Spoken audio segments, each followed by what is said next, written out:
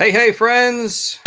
Aaron Sagers here, and I apologize for my tardiness. I am excited to be here once more, and you know, I have to say, I'm going to bring this person in pretty quickly without a lot of preamble, but this person is just one of my favorite people around. Known her for a few years now, and obviously she's known for her nerdiness, but she's also a big fan of the paranormal and an investigator of all cool things paranormal related. And I always like geeking out with her as often as I can. One other thing that I have to do, just a bit of housekeeping. I can't forget this because they help keep the lights on. I want to give a shout out to Dead Run, a novel by Mike Maddox, available on Amazon Prime. And Dead Run, it's you think that life is pretty crazy right now. Just you wait, because in a near apocalyptic future, you have to run or you die. Literally, that's kind of the deal, is that you have to run constantly. And so that is Dead Run by Mike Maddox, available only on Amazon Prime. It's only $2.99. Go check it out. Give some love to a new book that you may not be familiar with. So, okay. Without further ado, let me bring her in. Yeah. You know her as Skydart on Twitter, Instagram, and I know her as Chloe Dykstra. Chloe, thanks for hanging out with me tonight. Thank you for having me. I love the concept of Dead Run, because I would be dead in 20 seconds. Are you not a runner? Are you? God, no. I was a smoker for like 15 years of my life. Currently not a smoker right now. Hopefully forever. But I just like, even that, I just can't even imagine. It's so funny to me, the idea of like, well, you're dead if you don't run. I'd be like, all right, well, just go ahead, meet me now. I'd rather be eaten. I'd rather die not running, is what I'm saying, basically. Die not running. So it's like this sort of apocalyptic thing. It's not like a zombie tale, but it's compelling because it's just basically all the muscles in your body are compelled to move forward, and if you don't, then I think like your bad things happen, like your heart explodes and whatnot. So oh my god, I absolutely, this book sounds amazing to me. I'm in. How would you do? We're jumping ahead in topics, but how would you do in an alien apocalypse? Like, are you the type of, if not running apocalypse, would you do well in an alien one? Well, it depends. I mean, what are the aliens? Like, what is the invasion? I mean, valid question. If I have to run, probably badly. If I can try to outsmart them, probably badly, because if they're smart enough to come down to Earth, then we're probably screwed no matter what we do. So yeah, but it could be one of those aliens that you can easily confuse with like some simple, well, I mean, I would say, you're probably walking outside with a mask on right now. You could just take off your mask and cough on them. That's, oh my God, if it's transmissible from human to aliens, possibly. We don't know. know. I read a study that said that it might be. I don't know.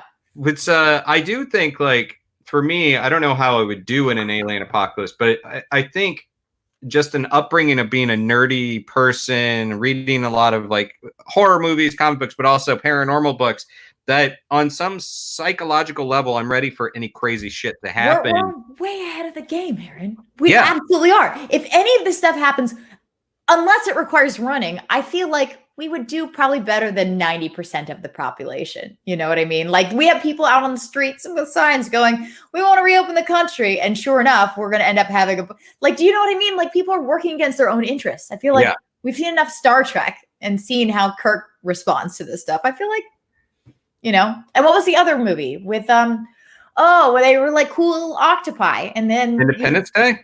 No, they were like cool octopi behind a screen, and they learned how to speak to each other via scribbles. Not Signs. Arrival? No. Arrival. It is Arrival. With, yes. Hot girl and hot guy. Yeah, it was. Wait, what'd you say? Hot guy. Hot girl and hot guy. It was Amy Adams and a hot guy, I think. Oh, and it was also Hawkeye. So wait, is Jeremy Renner in it? Yeah. I didn't know if it was hot guy or Hawkeye. That's so funny. No, I was just saying hot guy. Oh. Jeremy Renner's a good looking dude. And he's Hawkeye. And he's Hawkeye. Yeah, that's hilarious. This is what happens when I apparently start late, is that there's like no rhyme or reason. There was supposed to be an intro and all sorts of. Nah, that's not how you do it. No. Well, what about aliens? Yeah, what about aliens? Just go straight to aliens. Yeah, I don't know if everyone out there knows this, but you're like a ghosty woman. You're not a ghost yourself, but you are. Who knows? Not that I know of. That would be. I wish that would be so cool. So talk a little bit about your background in the paranormal. When did you first kind of express an interest in it, and then how did it evolve to where you are right now? It is funny that you mentioned, because there's not been a whole lot of reason for me to talk about how much I actually love the paranormal. I've loved the paranormal since I was 5.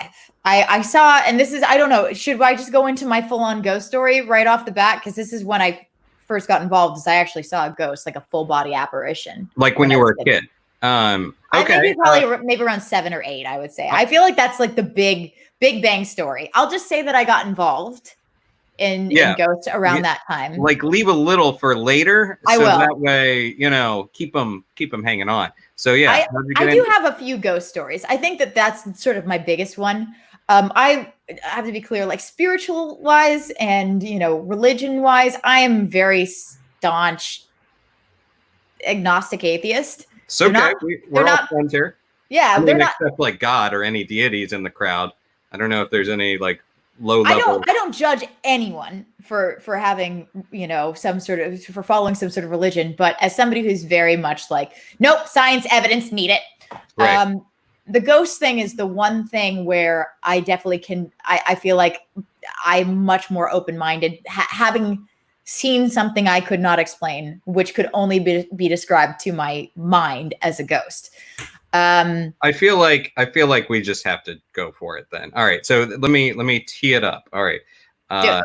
Chloe, tell me your first ghost story. Tell me your ghost story. What was the thing that got you into this? This is okay. So I know you hear these ghost stories about people who live in old houses and things move around, or you hear footsteps in the attic or whatever, like something that's like subtle but can't really be explained, and like maybe you were sort of dreaming it, or like you wake up in the middle of the night, you see like your grandma's come to visit and you have this. But I always felt like those were things that you're like, okay, well, you know what, maybe your mind's playing tricks, or maybe you're seeing these things, or maybe you're in half dream state, or any of that. This was a weird one for me because I was somewhere between 5 and 7. I can't remember exactly how old I was. My parents have this condo in Oxnard, which is like, you wouldn't necessarily think of like Oxnard as like a cool old house or anything like that. It's a condo built in like the 70s or 80s. And we were coming home from dinner, still light out. The sun was going down. And we went inside and I went to take the dogs out. So I must have been like 7, because I don't know if I could have held on to the dog at 5. But we come outside, I take the dog out by myself, and I look up, because I used to look down on the ground because I was a little introvert child. And I look up and I see this figure, and it's standing facing away from me. I can't see its face. And it's sort of like bent over slightly. And he was wearing, I assume it was a gentleman. He had a gentleman stance and figure. And he was wearing this sort of red and white checked, dirty, grungy shirt, and he had these like dirty overalls on, and he was wearing this sort of dirty hat, and I couldn't see his face, but I just came outside and I was standing there with my dog, and I saw this guy, and I went gulp, and I could not move, frozen in fear, because the thing is, this guy, I could also see through him. He was completely see-through to me. So in my mind, I go, well, this is supernatural. This is an unusual thing that I wouldn't normally see. And at some point I turned around, ran back inside, grabbed the dog. I don't even know if the dog was paying attention. People always ask me if the dog saw it. I don't know. I ran back inside. I grabbed my mom, because even at that age, I'm like, somebody else has to see this. Grabbed her, dragged her outside. The ghost was gone. There was no one there. And I was like, dang it. My favorite little add-on to this story. So this is Oxnard, a lot of it used to be farmland. People would grow crops on it. And my mom said, well, you know, this used to be farmland 100 years ago. And because obviously this guy, when you describe him, sounds like a farmer.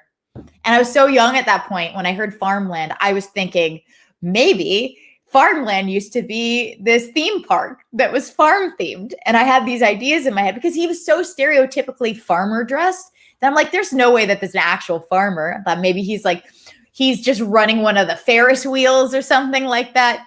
And then as I got older, I learned that farmland is an actual, just a word for land that you farm on. But basically from that moment, I just wanted to know what ghosts were. And I knew in my soul that I had seen one. I'd seen a ghost, and I just wanted to understand it. So I came up with all these crazy theories. Remember, I thought I was a genius because at like 7 or 8, I came up with this idea that, you know, when people die, where does their energy actually go? Energy is neither created nor destroyed, so it must become something. And that was my theory for ghosts. And later, I think as I've gotten older and look, I'm like, maybe that's not the case. But at the time, it was like, this would make sense to me. And I still don't have an explanation. I don't know. I mean, that's actually, that's a pretty astute observation as a young kid. So what's interesting is you had this experience when you're 5 or 6 years old, and it stuck with you. I mean, it had to be. I think it's easy to say, well, it's a little kid seeing something that they don't understand, just wants to go to farmland, you know. But the fact that it was so kind of paradigm shifting, even at a young age, that it stuck with you, that these details are still with you. Like, for instance, you can still clearly see this in your head. I can. I remember later, I think when I was a kid, I also did embellish the story later on where I'm like, he had glowing red eyes. And that's just not true. But I do visually remember seeing this man. Like, I remember being afraid. I would have nightmares. When I was standing there, I was so afraid he was going to turn around and make eye contact with me. That was like my biggest fear because I didn't know what I was going to be looking at when he turned around. Because you see all these movies about ghosts and they all have sunken in eyes or like their jaws drop down or whatever. And you know, he probably didn't look like that, but in my kid mind, I'm thinking that's a ghost. That's bad. Must run. Yeah. But yeah, and it was. That's why you're so anti-agricultural industry. Exactly. Yep, exactly. Not true. No, not at all. On the internet.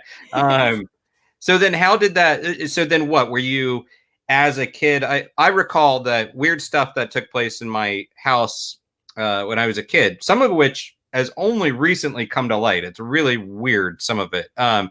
But for me, I went to Catholic school and was raised Catholic, pretty religious family.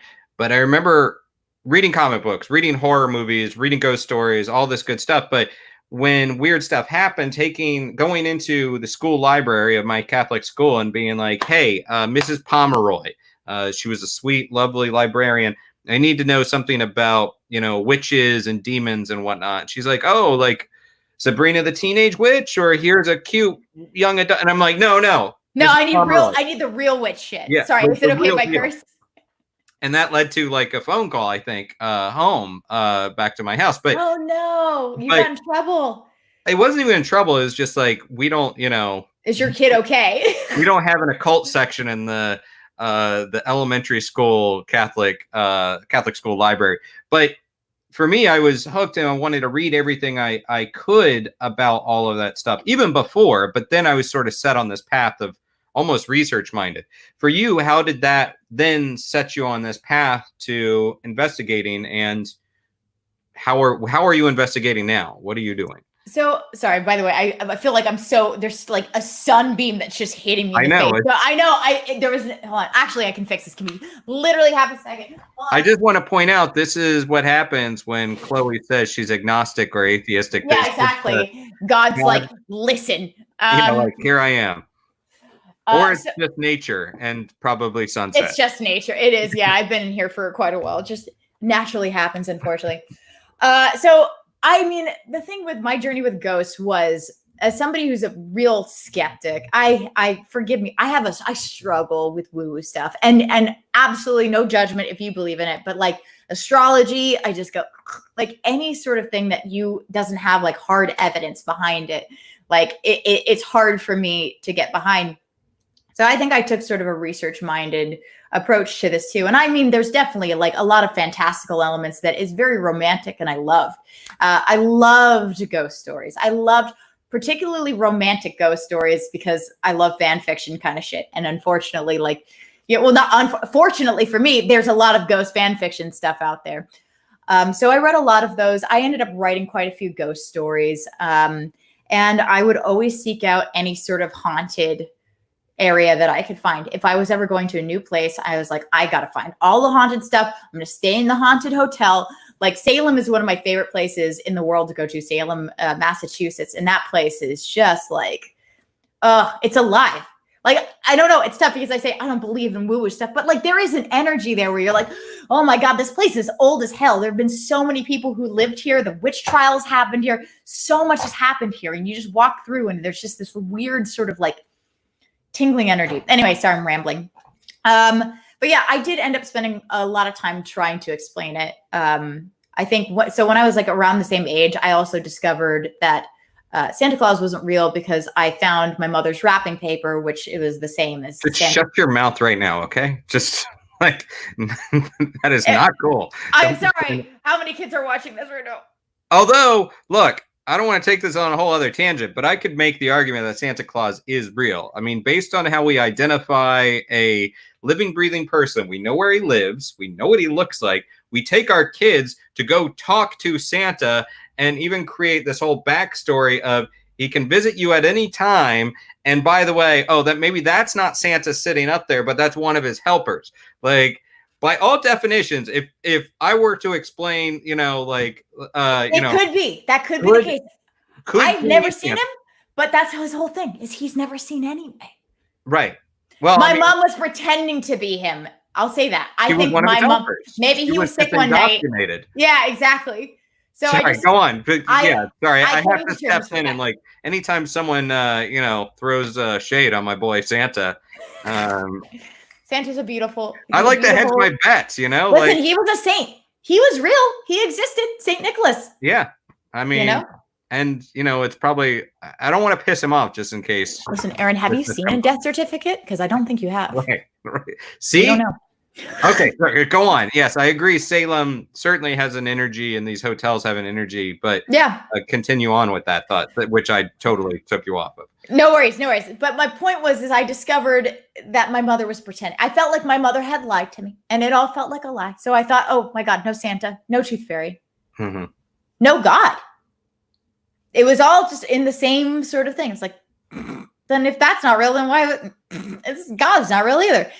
And so I really wanted to take this sort of, there's so many theories floating around this, and I feel like some of them are viable, and just the problem is no one's studying it. No one can study it. Nobody thinks it's real enough to study. So we may never have the actual answers that we need. And the other problem now is anybody and their mother can literally Photoshop a TikTok that has a ghost in it. You're like, that's not a ghost. You did it on your computer. So now we're in an age where we've kind of passed the ability to prove the existence of ghosts through visual evidence. And now we have to like catch a ghost in a cage and show it to everybody. Like that's pretty much the only way we can sort of prove, other than really just spending time doing the research and seeing if there is another way to do that. So that's a great point. Like, first off, I just, someone throwing some love out there for Santa. Carly does say he sent the wrapping paper to your mom because they ran out of time to wrap at the North Pole. Totally reasonable. I love that. That's perfect. Totally makes sense. Thanks, Carly. You've reignited my love for Santa Claus. He does exist. And no, that's an interesting point because, so I look at a lot of footage and there is this catch-22. I was actually just talking about this the other day. There's this catch-22 because on one hand, a lot of footage of supposed phenomena is kind of grainy, a little out of, shaky. It's just out of frame real quick. And we're like, well, if only it was like, if they had held held still for one moment, or if it was just a little bit clearer, that would have been more compelling. But then you see something that looks like picture perfect, like crystal clear footage, and then you're like, nah, it's too good. That's like, I don't I have seen some extremely compelling stuff in my time. There was a girlfriend of mine sent me a picture of something that it was a digital camera. It was not phones. It had not been edited. This was shown to me before people were getting really good at editing. I mean, you could still technically do it, but she swore up and down it had not been edited. It was sent directly from her friend. She was there for it. And you can see a woman moving through the background, and she's see-through. And I don't have it on me, but it is extremely compelling. I took it to the Ghost subreddit. They loved it. And then somebody's like, in low light, if it's in low light, somebody can just walk through and it's here to see the background. I'm like, but she's so sharp. But you can do these kind of tricks of the light, you know? And I think the only one that I've seen on Reddit that was like extremely compelling to me was there was somebody had taken a photo with film of a very, very old house, like a cottage in the woods. And there was a face in the window, and it was clear as day. It's a face. And everyone's like, show us the negative. And then he literally showed them the negative. Like it's not, you can see clearly it's not an edited negative. He actually just uploaded the negative.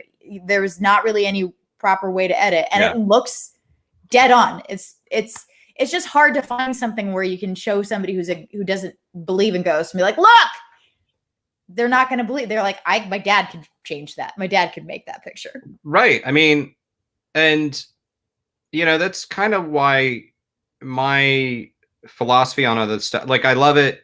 I love, you know, pursuing all these things, but I'm not doing it for that piece of evidence that's going to convince the world, because I don't think it's going to happen. Like until there's a ghost that comes in and, you know, from the other side or whatever entity, alien, whatever. It's like, hey, by the way, I'm real. Here's the rule book that we carry around, the handbook we recently departed. And, you know, page 32. Oh, yeah. So poltergeist. Here's the deal with that. Like, and even then someone would be like, I don't know. Like, you know. How do you feel about poltergeist, by the way? Because there's several definitions. Most people know as poltergeist is like a ghost, like a noisy ghost. A noisy ghost.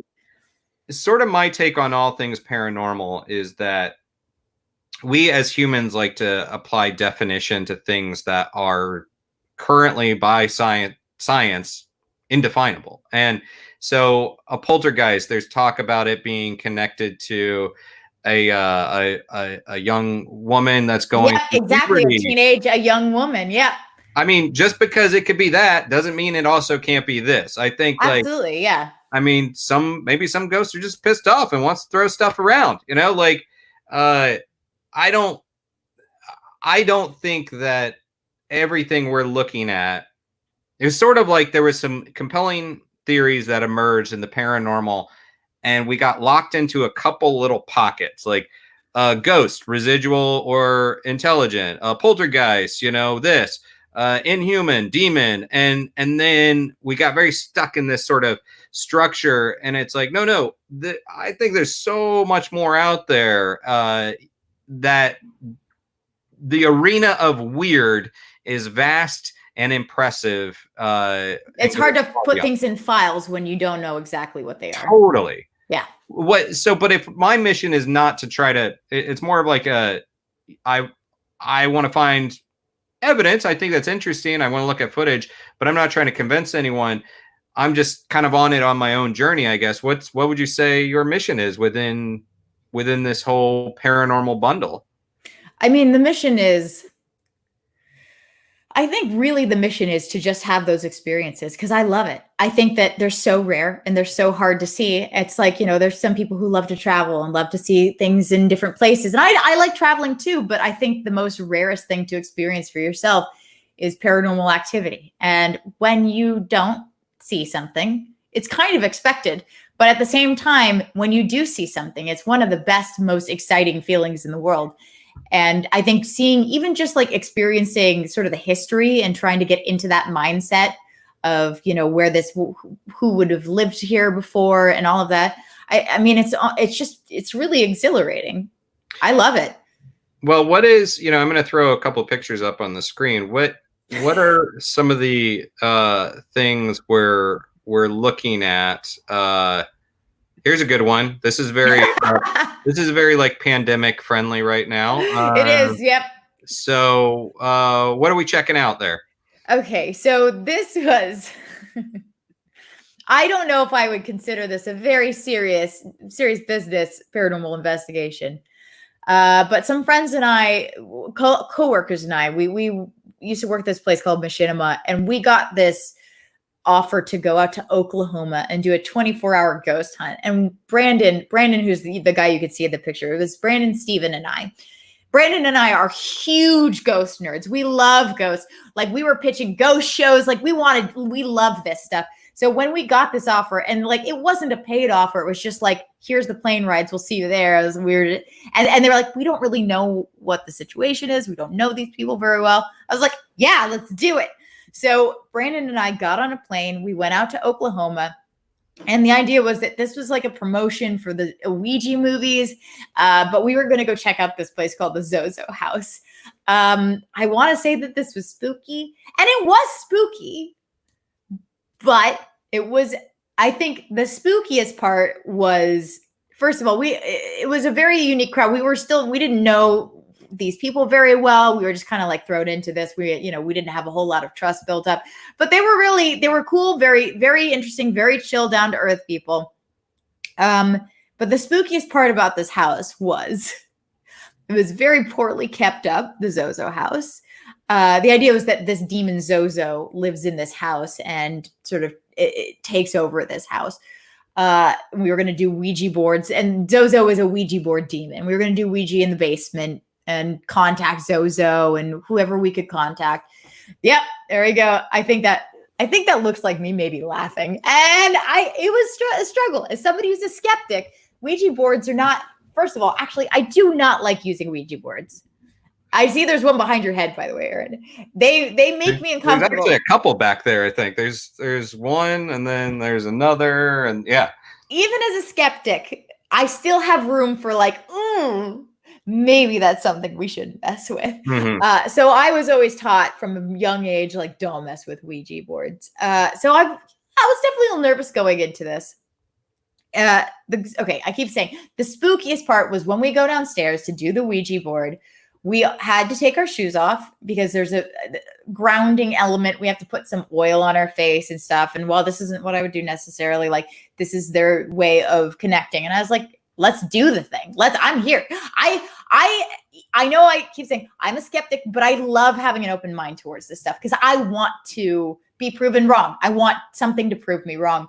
So we take our shoes off and I look down. There were so many bugs, and they were all crawling into our shoes. I'm not joking. Cockroaches, crickets, things I'd never seen before. This was a horror movie, and not because a demon lived in the house. It was like, oh, we're going to get murdered in this house.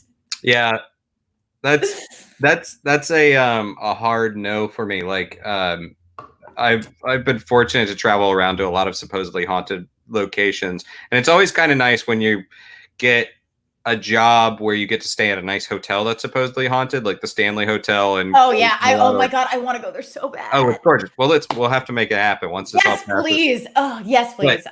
But then there are like the locations. One of my favorite locations is Eastern State Penitentiary in Philly. Like we've talked about this place. It's amazing, right? I had so many. It was actually one of the first adult experiences I had, which sounds really wrong. But it was one of the first paranormal experiences or unexplained experiences I had as an adult. And I've gone there multiple times. A lot of crazy stuff happened there. But the thing I will say about it is it gets however cold it is outside, within those prison walls, it's even more bitterly cold. No matter how hot and humid it is outside in Philadelphia, it's even worse. And one time, like I remember I was on an event and I was, talking to some attendees, and I kind of look over, I'm leaning against the wall, and I look over and I see some movement, and I'm like, huh. And I kind of step back and I look, and there's this like little hole where just cockroaches are streaming out of it. Snakes don't bother me. Spiders don't bother me. Same. Cockroaches, no. No. That is the thing. I'm right on the same page. We have like this giant spider hanging out my windowsill, and Cam is my partner. He's like, oh God. I'm like, no, he's cool. He can eat all the flies and stuff. Let him live there. It's fine. It's like we could talk about demons and ghosts and all that all night long, and I'll sleep soundly. But if I talk too much about like even cockroaches, I will have a cockroach dream, and it freaks me the F out. I do not care for that's it. gross. By the way, Patrick did mention in the chat, I do believe Patrick Perry in the chat, I think he was the one who took those stills, by the way, that I provided to you. Oh, yeah. So thank you, Patrick, for providing those stills. He watched the whole stream, the whole 24-hour stream pretty much. Boy, was that an experience, Aaron. And Stacy says her craziest experience was at Eastern State Penitentiary, and let me say hi to my buddy Brandon. Hello, Brandon. Hi, Brandon. Do you know Brandon too, or you're just I'm just saying hi. I also like people named Brandon. So. Yeah, Brandon's great. So like what you mentioned, Ouija board. I mean, so again, I was raised Catholic, so Ouija was sort of a big no-no, but I actually love the Ouija board and have had some really impressive experiences with it. What are some of the other things? Well, okay, what is it about the Ouija board that freaks you out? I'm going to put you on the spot. Okay. Well, I mean, I think the whole of society has always said, don't mess with the Ouija board. I know you say Ouija board, which I always thought was the correct pronunciation, but I was always corrected. So now it's Ouija board in my head forever. I think, so when I went to my mom, I said, I really want a Ouija board. Please, please, please, can I have a Ouija board? She's like, absolutely not. No. And then she got me something called a Talk to the Angels board. So Angel board. Yeah. And so it was the same thing, but for angels. And I sat down on the sidewalk outside of my house and I tried to talk to the angels. They didn't want to talk back. So, but like since then, I mean, as also somebody who has seen and experienced it's not just that ghost I've seen. I've also experienced other things that I couldn't quite explain. Since I've seen that, kind of like, I don't want to have somebody living with me all the time. Like I already have Cam. Like I worry about who I'm going to be contacting it's tough because I do have this like atheist side, but also like there is that side that's like, what if? So I just it's the same thing with like voodoo. I was in New Orleans and I don't mess with voodoo at all.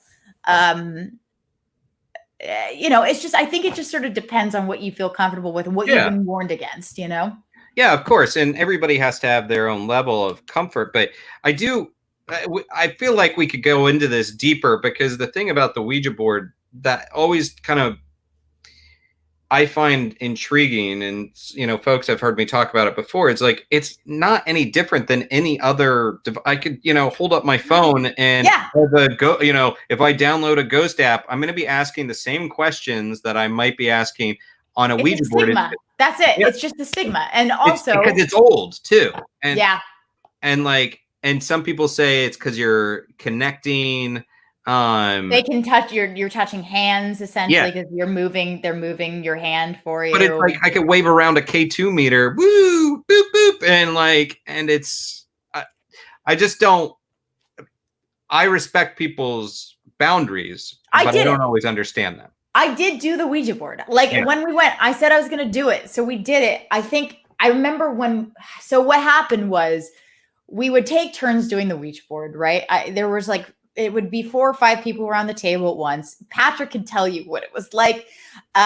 They did this thing where they would put the gas mask on to slow the breathing. They put ping pong balls over your eyes so you can't see. Mm-hmm. And then they put headphones on to play primordial beats. So you are just sort of in this trancey, you're like in an open mode and ready to accept a demon into your body.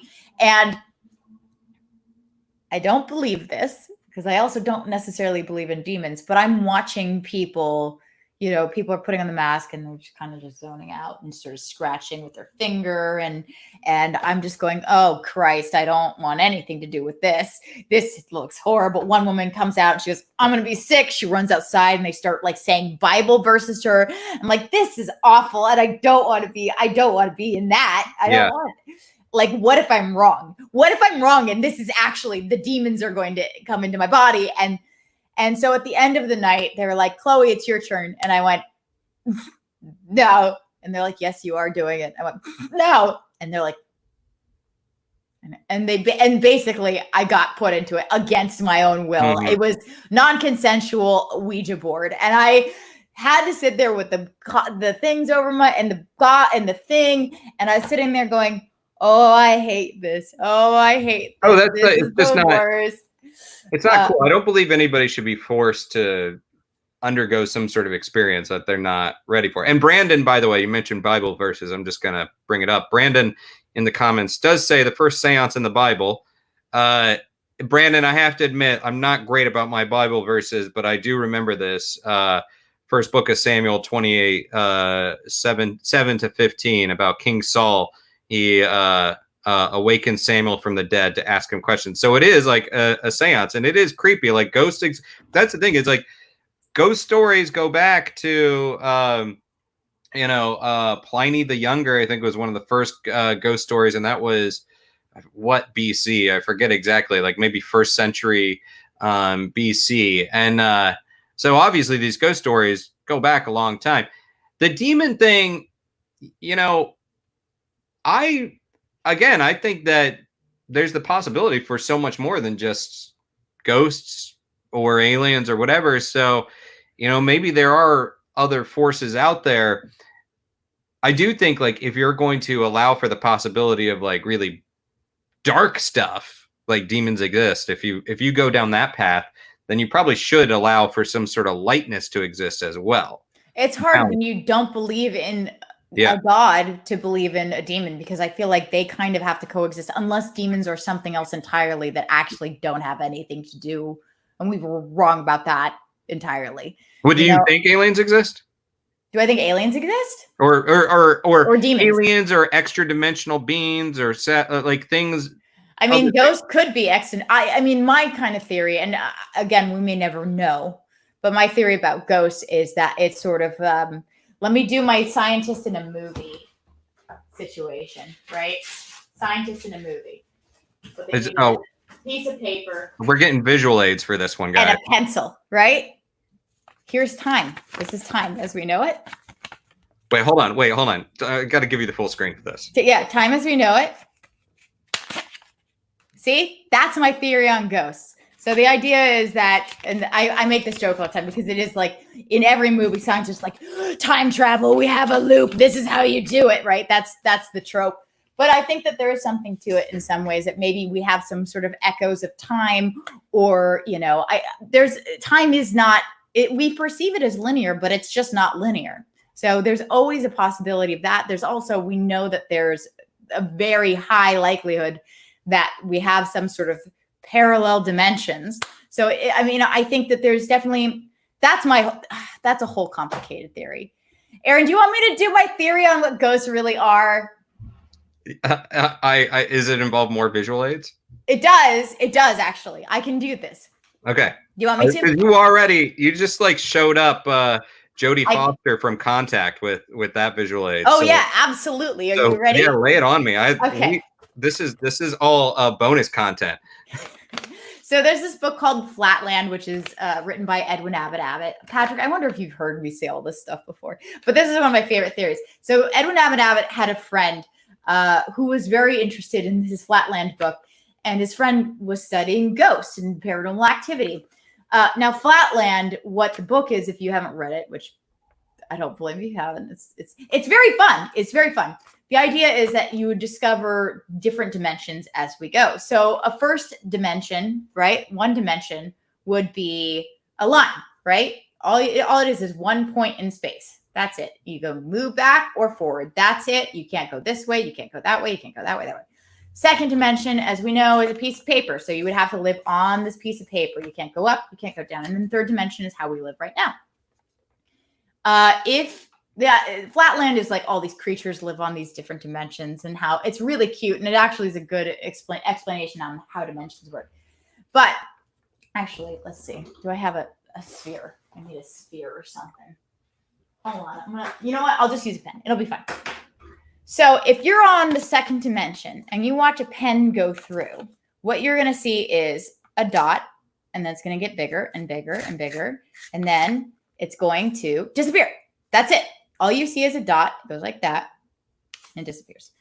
So the idea is you cannot perceive all things at once when you're on a certain dimension. If you're in second dimension, you can't perceive a third dimensional object in its entirety. You can only perceive it over time. And if we're in a third dimension, we can't perceive time because we have to perceive it linearly because it's impossible to sort of see all of it at once.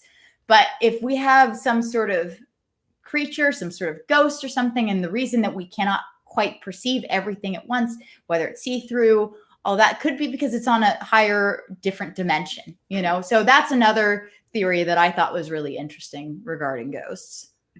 I want to say, you know, a lot of ghost shows, they approach things, you know, in a standard paranormal investigation level, but what they lack is like a good like prop comic. And I think if we could merge the paranormal and prop comedy, your visual aids, just hear me out. I think every network would want to buy this. But seriously, no, I like that. I mean, I kind of reached that point by thinking like, okay, yeah, I don't know what I think part of the time, but I think there's something more going on. Maybe it's ghosts. I don't really say the word ghosts a lot, or don't think about them as ghosts. It's just maybe a word you use. But if ghosts exist, well, could this other thing exist? Okay, yeah, probably. And could this exist? Oh, okay, probably. And then I got to the point where it's like everybody into the pool, that like maybe just everything is possible. Aliens have to exist. I'm sorry. There has to be some other. I know we have the what's it called? The paradox. Oh, yeah. I can't remember his name. Melvin. I don't know. Some guy said we don't have ghosts we don't have aliens because we would have seen them already. Right. But if they want to be seen, I mean, there's so many different levels of that too that I don't necessarily agree with. I mean, but if you haven't, I would recommend reading like John Keel's stuff. I really like John Keel because he can be a little bit nutty at times. He wrote the Mothman Prophecies, but which movie was cool, creepy, but not that. The book is a lot different, but he basically layers it all, that all this stuff is happening on its sort of own schedule, and even like time slips and things like that are all part of that. I'm not saying it's 100% true, but it kind of feels right to me. Yeah. You've mentioned him before. I do want to read his stuff. Yeah. Start with the Mothman Prophecies. Patrick has a question I want to throw up there. We do questions, Patrick, but he's curious. This might be fun. What paranormal laws or worlds and movies would you be most excited to learn is actually true? So if you knew some fabric of a movie, what would it be? Oh, I just want to dance with ghosts. Beetlejuice is my dream, man. That's the dream. I want Beetlejuice to be real. All of the laws in Beetlejuice is what I would say. I don't like the idea of being stuck in the house that you died in. You mean like we're currently in right now? That's what Cam and I always make this joke. We look outside when it's foggy. We're like, yep, we must have died because it's been 2 months of us stuck in the same house. True, touche. Yeah, it's yeah. And then if you go outside, it's sandworms. So exactly. Or a waiting room of like, you know, limbo or whatever. Chad wants to know, could ghosts be aliens? Could ghosts be aliens? That's why I launched into my ghost theory, because I think that it's all kind of, we don't know. Could be that ghosts are aliens or interdimensional beings. I mean, a lot of what I always find interesting is that when you layer things like reportings of supposedly people that have witnessed ghosts versus people that think they're dealing with a demonic infestation versus alien contactees versus even vampires. There's so many different layers of the same thing, same reported activity, that who knows what it is. Maybe it's all of them. Maybe vampires do exist. Who knows? Who knows? I think that vampires actually do exist because, I mean, maybe not undead vampires, but have you seen those role plays? They get very serious about it. Actually, when I did an event in New Orleans, I was able to. I did an interview with a vampire. Did you really? Yeah, and he is a sanguinator. He has 3 donors, I believe, that he rotates out and draws from right from the source, as in he cuts an incision willingly, and drinks straight from them, and believes that he is being revived. And you know what? Like, he's a very nice guy, very upstanding member of the society, and you know, he believes that this, you know, satisfies him. There's a family who believes that breathing air will sustain them. Like, people all have their different stuff that they do. I mean maybe the family, that's pretty dangerous. I would say that's probably pretty dangerous. Although I don't know how dangerous it is to just drink blood from people either. So, you know, like, if you know the risks. Yeah, well, and the process, like, he does have like a process for as far as cleanliness and all of that. It is pretty interesting stuff. We are coming to the end of the talk, so if you guys have any other questions to put out there, we could talk forever about this stuff. I feel like we could. It's so fun. Do you what's sort of on your favorite locations to go to, and what's on your wish list? When, especially, like, where does close? We've already you want to investigate after this? We've kind of gone into that. Like, I would say, man, okay. Well, New Orleans in itself is just like so great. I stayed at this place called the Cornstalk Hotel. It's very small. It's like a B&B. It's so great. I love it. It's one of my favorite places. I did have like a paranormal experience there. Highly recommend it. Salem is another place that I know I've been a million times, but I would go to 1,000 more times. Eastern State Penitentiary is something we talked about. I love that place too. Also, some of the most convincing evidence I've actually ever seen on camera, on a video, came from that place as well. And it's really also, the history is fascinating on that particular penitentiary.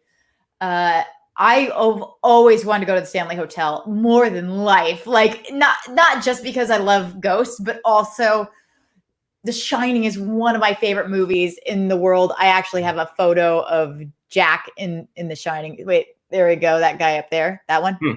So I have the photo from the hotel. I don't know if you can see it. Actually, that up there is the New Year's Eve. No, wait, we have the same photo? July 4th photo, yeah. That's what I have. Yeah. Are you kidding me? Dude, Aaron, we have the same photo on our wall. That's so funny. So yes, that is one of my favorite movies, and I would love to go to Stanley Hotel. I'm surprisingly, I've never been there. But yeah, I always try to seek out any sort of haunted place in any city I go to. So I think, what's your like, is there a place that you're like, oh my God, I've always wanted to go and I've never been able to? As somebody who's a very seasoned ghost hunter? Yeah, I mean, like, on sci-fi? Yeah, not the sci-fi show. Although I love those guys. But what's like the place that I mean, I would very much like to. I've been fortunate to do work with Disney, and I would very much like to do some sort of investigation of the Haunted Mansion. Give me either one of them. Probably Orlando, but yeah, I would go for that. LA's got to be way more haunted. Are you kidding me? LA, the city of dreams. Yeah, I mean, that's true. There's a lot going on there, but Florida is in general just a weird place. There's a lot of like stuff that just kind of bubbles up there. So, we also have a gunshot in the one in Los Angeles. There's a gun hole, bullet hole, whatever you might call it. Yeah, there's a bullet hole. I don't think anybody died, but somebody shot a gun in the Haunted Mansion and it's still there because it would cost so much money to replace the glass. Did not know that. True story. I mean, I also grew up in Orlando, so having the kind of the emotional connection to it, or the nostalgia for it. In Orlando, but yeah, give me any of those. I don't know where else. Like, obviously, like the White House would be cool. Oh yeah. You know, What about like in Concord? Have you ever done some stuff in Concord, Massachusetts? Yes, not like a long time ago. Like I did all of the Salem stuff. I did a lot of the Boston stuff. Concord is Salem haunted as actually. hell. I bet you any money you could find like 20 ghosts just hanging out there waiting. Like, Oh hey, yeah. Aaron, we've been waiting for you. Oh yeah. And like Salem, you know, places that are so kind of psychically charged, for lack of a better expression, I enjoy. So actually for you, Salem, you know, there's an event called Salem Paracon. They I think they had to postpone this year, but they're next year in the winter. You should go to it. I would love to. Well, I would always go. The trick was I'd always go to New York Comic Con, and whether or not, like, even if I was with somebody, I would just be like, see ya, and get on the train and just go up to Salem, whether it was with them or by myself, and just have like a couple days in Salem, and just it's such a great city. And Stacy mentions a Disney fireside chat. Yeah, we could just go into all the legends and folklore of Disney alone. And yes. Oh yeah, that's a really good point. She name dropped Nightmerica, which is a podcast I've been doing since in the quarantine time. And Haunted Mansion, Jack says he feels something when he gets off the elevator. Yeah, I believe it, but it's also like, is it always ghosts, or it's just what we're bringing with us? You know, people bring a lot of energy into a place, right? True, but if we look at ghosts as sort of, if you look at ghosts as spirits of people who've passed, I feel like Disneyland is a good place to haunt, you know? Like that would be a place that probably didn't get too boring. I always kind of like it when stuff happens where I don't expect it. You know, like when you go into certain locations and it's part of a job and you're looking for it, it's very cool. But when you're doing it, like when random stuff happens and it catches you off guard, that's the kind of stuff I really find fascinating, you know? And that was like the weirdest Ouija board experience I had was in a little town in England when, I was there for ghosty stuff, but we weren't like on the clock. It was just a couple of us hanging out after an event when crazy stuff started happening. And like that recollection is like significant for me. I feel like we haven't really gone in depth. I want to hear some of your best stuff because we've talked a little bit, but I feel like every time we start talking, it just goes, it keeps going. And I feel like you've got so many crazy stories. Well, here's a question for you. Like, what would we do? So if we went on an investigation together, like, you know, I think we know each other well enough that I would trust you. Like, I don't think you're going to try to force any demonic infestation. Oh God, no. You're cool like that. But what would our approach be? You and I drop us into a haunted location. Let's go, Chloe. What are we going to do? I think it's important sort of on our beliefs. Like, I think that you are very open-minded. And I like to think that I am too, but I'm also very close-minded at the same time. Mm-hmm. Like, I'm like, you need to give me that. I need to see the evidence. Like, I need to, you know, and I believe think, you. Yeah, I agree.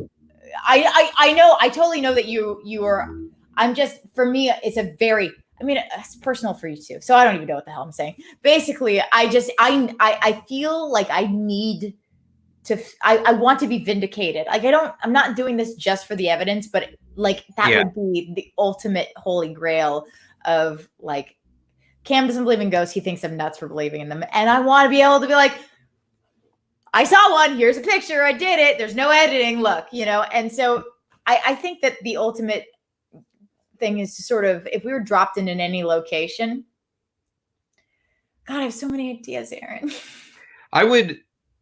So one thing I will say, like, is I love hearing people's ghost stories, but it's hard to, not that I disbelieve someone's ghost story, but if I don't know them on a very personal level, it's hard to entirely trust what they're saying. Not saying that they're lying, but, well, did you account for this draft, that wiring, whatever it may be?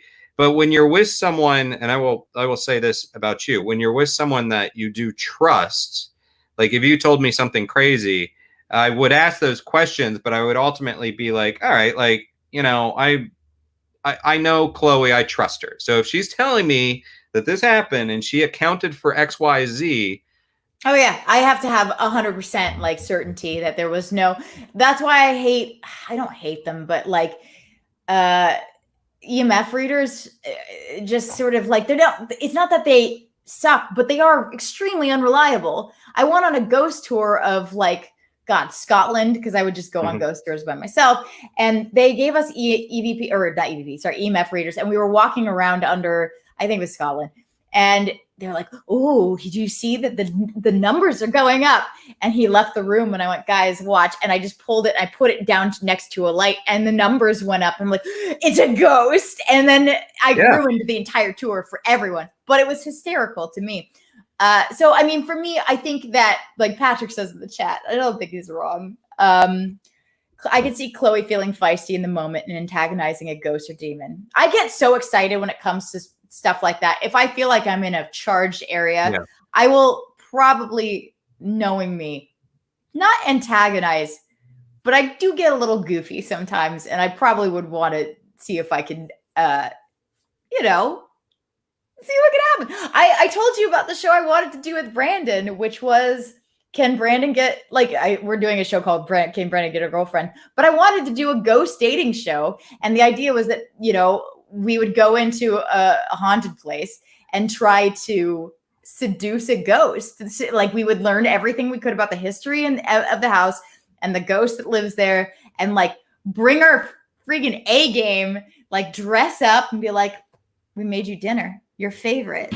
It's shepherd's pie," and then just see if we could get the ghost to respond based on what we know about the ghost. So that was like, what if you're just pissing off the ghost? Like, well, I can't eat this. Like, yeah, but then the ghost is pissed off and they'll knock the pie off the table. I'm like, "Oh, we're here now. Are you ready for this?" Like there's so much you can do with it. It'd be so much fun. We on a show I did, we interviewed a guy who claimed that he was having sex with ghosts on the regular, spectrophilia. And, I need to hear about this. Oh, God, I wish it was real. I want that to be real. Maybe it is. I don't know. Talk about Ghostbusters. There is the scene where, he gets frisky with a ghost. But the question that then followed up is, so this guy was married.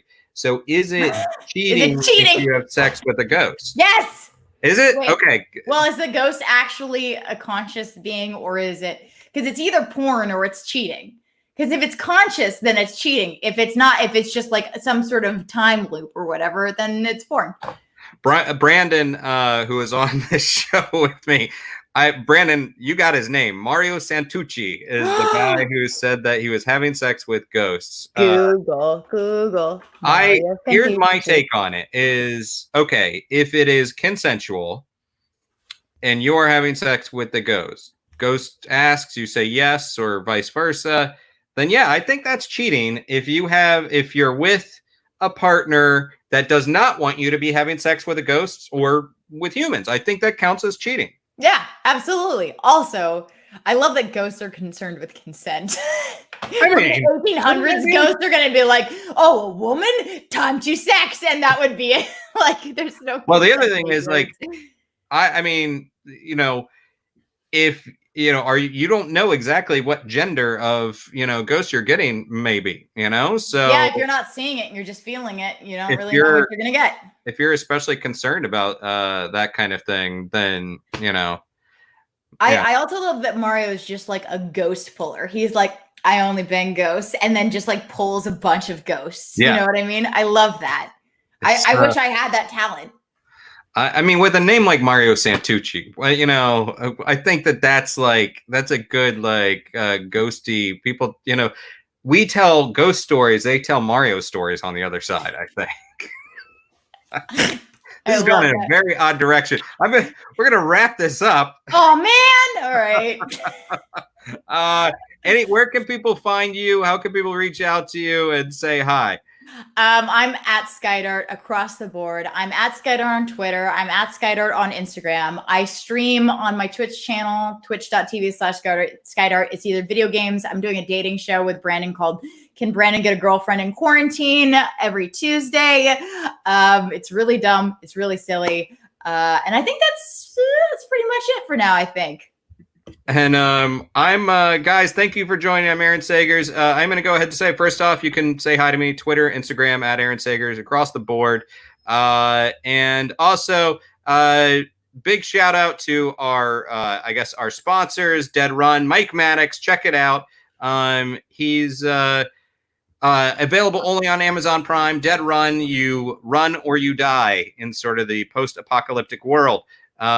Also, I want to let you guys know, if you don't know already, I am doing a podcast called Nightmerica. It's a podcast on iTunes, Spotify, Stitcher, iHeartRadio during this quarantine time. Check it out. It's basically combining me, like I'm an old dude at this point, my kind of Gen X ghosty experience, paranormal experience, with my buddy Britt, who is a millennial woman who brings a whole different perspective. We also have some true crime in there as well. It's a lot of fun, also kind of creepy. And, I would ask you guys to check that out. Tell your friends, tell your neighbors, tell your enemies, because even your enemies need some content during these strange times. Chloe, I love you so much. I'm so glad you did this. Too, Aaron. Thank you so much for having me. It was really nice to be able to talk about all this stuff. All right, I'm going to end this. I'm going to ask you to stick around for a second, and then I'm going to talk to you after we end this. But thank you guys for hanging out, and we'll have to all do this again sometime very soon. Have a great night. Be safe. Take care of one another, and stay weird. Bye, everyone.